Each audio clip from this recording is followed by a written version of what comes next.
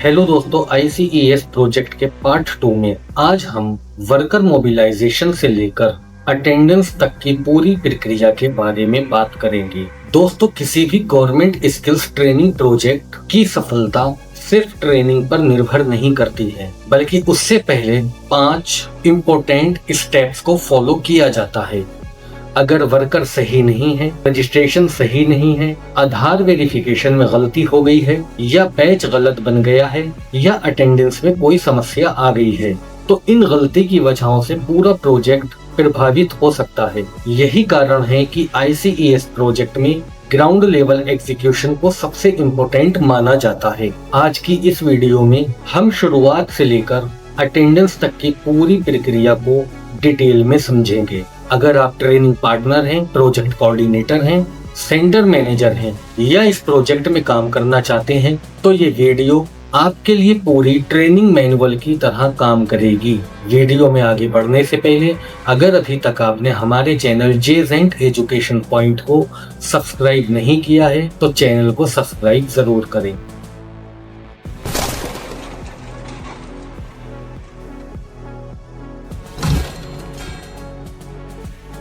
दोस्तों, worker mobilisation क्या होता है?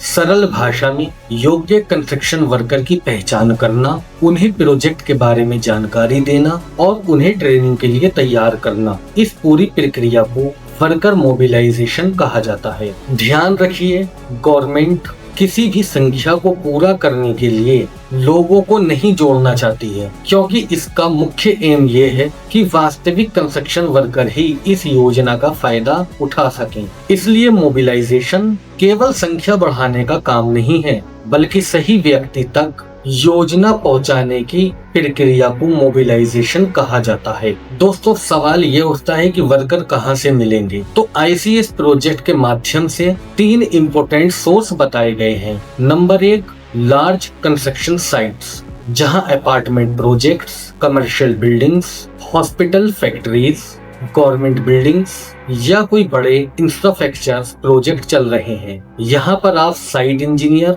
प्रोजेक्ट मैनेजर और कॉन्ट्रैक्टर से बात कर वर्कर को ट्रेनिंग के लिए प्रेरित कर सकते हैं। दोस्तों, इसका दूसरा सोर्स है गांवों में PMAY हाउस कंस्ट्रक्शन योजना, यानी प्रधानमंत्री आवासीय योजना के तहत जो ग्रामीण क्षेत्रों में घर बनाए जाते हैं, उस लेबर को भी आप इस ट्रेनिंग में शामिल कर सकते हैं। इसके बाद पंचायत वर्कर्स, स्कूल बिल्डिंग्स के वर्कर्स, कम्युनिटी प्रोजेक्ट्स में काम करने वाले वर्कर्स को भी इस ट्रेनिंग में शामिल किया जा सकता है। दोस्तों, इसका तीसरा सोर्स है लेबर चौक, जहां डेली वेजेस वर्कर काम का इंतजार कर रहे होते हैं। ऐसी जगहों पर आप अवेयरनेस कैंप लगाकर वर्कर को प्रोजेक्ट की जानकारी दे सकते हैं। दोस्तों, बात करते हैं कि वर्कर को इस प्रोजेक्ट के बारे में कैसे समझाएं। तो जब कभी आप किसी वर्कर से मिलते हैं तो सबसे पहले आप उसे उसकी भाषा में बात करें, उसे समझाएं कि ये ट्रेनिंग गवर्नमेंट सपोर्टेड है। इसका उद्देश्य वर्कर की स्किल्स को बढ़ाना है। उसकी ट्रेनिंग होने के बाद उसका असेसमेंट किया जाएगा और एग्जाम सफल कर लेने के बाद उसे गवर्नमेंट द्वारा एक सर्टिफिकेट दिया जाएगा। दोस्तों, मोबिलाइजेशन होने के बाद अगला स्टेप रजिस्ट्रेशन करना होता है। जब वर्कर्स ट्रेनिंग के लिए तैयार हो जाते हैं तब रजिस्ट्रेशन प्रक्रिया को शुरू कर दिया जाता है। रजिस्ट्रेशन के अंतर्गत कैंडिडेट का पूरा नाम, उसके पिता या उसके पति का नाम, जन्म तिथि, मोबाइल नंबर, उसका पूरा पता, उसका जॉब रोल आदि चीजों को कलेक्ट कर लिया जाता है और यदि जरूरी हो तो प्रोजेक्ट गाइडलाइंस के अनुसार संबंधित दस्तावेजों को भी शामिल किया जाता है। दोस्तों, अब बात करते हैं कि इसमें आधार वेरिफिकेशन क्यों जरूरी है। दोस्तों, आधार वेरिफिकेशन का सबसे बड़ा उद्देश्य ये है कि एक समय में केवल एक व्यक्ति का ही रजिस्ट्रेशन हो, डुप्लीकेट रिकॉर्ड न बन सके, गलत पहचान का उपयोग न हो सके और प्रोजेक्ट का डेटा ट्रस्टेबल बनाया जा सके। दोस्तों, कैंडिडेट का रजिस्ट्रेशन पूरा होने के बाद बात आती है बैच क्रिएशन की। सरल शब्दों में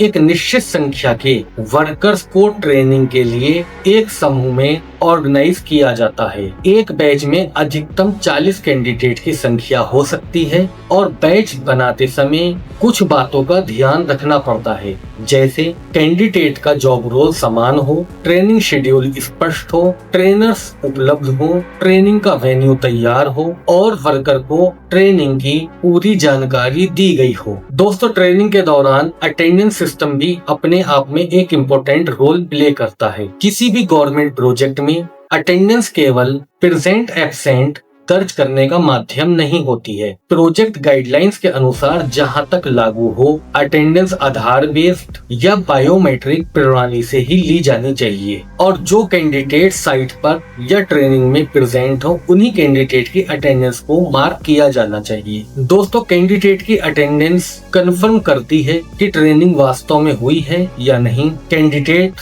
ट्रेनिंग के दौरान प्रेजेंट था या नहीं, प्रोजेक्ट सही तरीके से संचालित किया गया या नहीं, और मॉनिटरिंग एजेंसीज इसके इम्पोर्टेंट रिकॉर्ड्स को चेक कर सकती है। उदाहरण के लिए मान लीजिए आपने 40 कैंडिडेट का बैच बनाया, लेकिन पहले दिन केवल 18 कैंडिडेट आए, दूसरे दिन 25 आए और तीसरे दिन 30 कैंडिडेट आए। तो कोऑर्डिनेटर का काम केवल अटेंडेंस लेना नहीं है, बल्कि एब्सेंट कैंडिडेट से कांटेक्ट करना है और उन्हें ट्रेनिंग की इम्पोर्टेंस को समझाना है और बैच की कंटिन्यूटी को भी बरकरार रखना होता है। छोटे से लफ्ज में इसे प्रोफेशनल प्रोजेक्ट मैनेजमेंट कहा जा सकता है।